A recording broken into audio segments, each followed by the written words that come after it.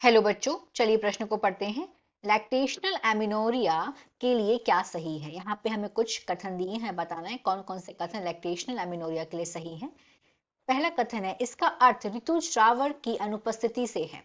दूसरा, लैक्टेशनल अवधि के दौरान अंडोत्सर्ग नहीं होता है। तीसरा, प्रसव के 6 माह तक गर्भ निरोधक की संभावना बिल्कुल नहीं है।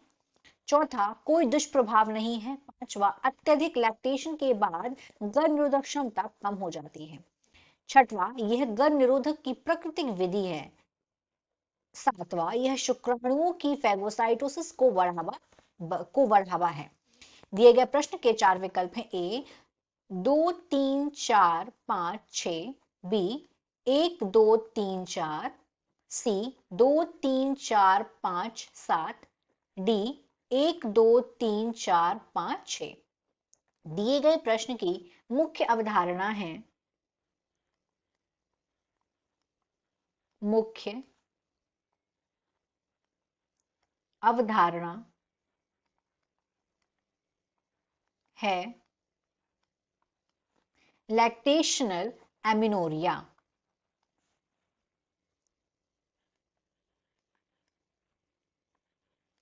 लैक्टेशनल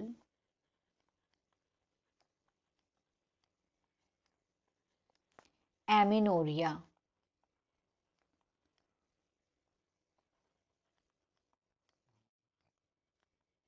लैक्टेशनल एमिनोरिया से आशय है, इसे प्रसवोत्तर बांझपन भी कहा जाता है। इसे प्रसवोत्तर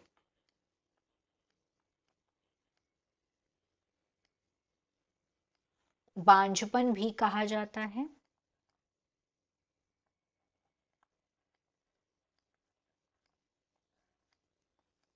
और ये अस्थायी प्रसवोत्तर बांझपन है। तो ये तब होता है जब एक महिला एमिनोरिया और पूरी तरीके से स्तनपान कराती है।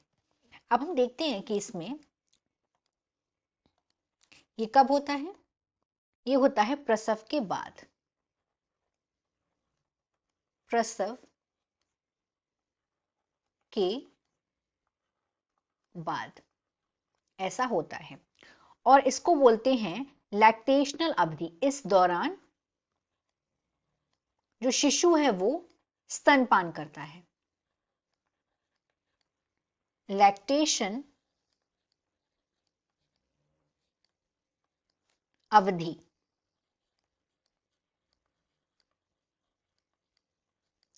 और जब जो शिशु है वो स्तनपान करता है, उस दौरान क्या कर रही है माँ? लैक्टेशन अवधि के दौरान क्या कर रही है? स्तनपान कराती है। स्तनपान।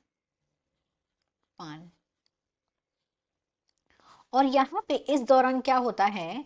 अंडोत्सर्ग नहीं होता है। इस दौरान अंडोत्सर्ग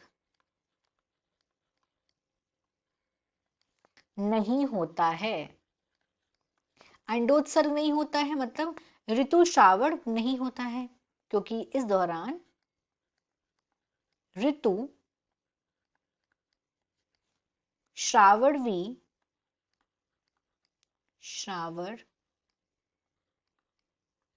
भी नहीं होता है।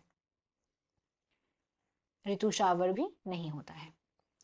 और अगर हम बात करें कि कितने समय तक ये चल सकता है, तो इसकी अधिकतम अब कब तक ये प्रभावी रहता है? तो ज्यादा से ज्यादा ये अधिकतम प्रभावी रहता है 6 माह तक, 6 महीने तक। अधिकतम यह 6 माह तक प्रभावी रहता है। अब हम यहाँ पे अपने कथन देखेंगे। तो यहाँ पे पहले कथन में बोला गया है, इसका अर्थ ऋतुस्राव की अनुपस्थिति से। यहाँ पे ऋतुस्राव नहीं होता है, इसीलिए यहाँ पे अंडोत्सर्ग नहीं होगा। अंडोत्सर्ग नहीं होगा तो यहाँ पे प्रजनन संभव ही नहीं है। लैक्टेशनल अवधि के दौरान अंडोत्सर्ग नहीं होता है, ये वाली बात सही, अंडोत्सर्ग नहीं होता है। तीसरे में बोला कि प्रसव के 6 माह तक गर्भ निरोधक की क्षमता बिल्कुल नहीं होती है, तो हाँ यहाँ पे नहीं होती है। चौथे में बोला गया कोई दुष्प्रभाव नहीं होता है। हाँ, इसमें कोई दुष्प्रभाव वाली बात नहीं है क्योंकि प्राकृतिक है। उसके बाद है पांचवा, अत्यधिक लैक्टेशन के बाद गर्भ निरोधक क्षमता कम हो जाती है। हाँ, अत्यधिक लैक्टेशन के बाद एक अवधि के बाद ये गर्भ निरोधक क्षमता जो है वो कम हो जाती है। ये गर्भ निरोधक की प्राकृतिक विधि है। ये एक प्राकृतिक विधि है, इससे गर्भ निरोधक भी किया जा सकता है। यह शुक्राणुओं की फेगोसाइटोसिस को बढ़ावा देता है। नहीं, शुक्राणुओं की फेगोसाइटोसिस को ये बढ़ावा नहीं देता है। इसके लिए अगर हम बात करें, इसको बढ़ावा कौन देता है, तो CUT ये बढ़ावा देगा इसको। LNG20। अगर हम बात करें फेगोसाइटोसिस, शुक्राणुओं की फेगोसाइटोसिस को जो बढ़ावा है वो ये चीजें देंगी, ना कि लैक्टेशनल एमिनोरिया से होगा। तो यहाँ पे हमारा सही विकल्प हो जाएगा डी, क्योंकि सिर्फ एक विकल्प है जो यहाँ पे एक कथन है जो सही नहीं है, जो कि है यहाँ पे 7वां कथन। इसीलिए दिए गए प्रश्न का सही विकल्प है डी, 1, 2, 3, 4, 5, 6। आशा करते हैं आपको यह प्रश्न समझ आया होगा। धन्यवाद।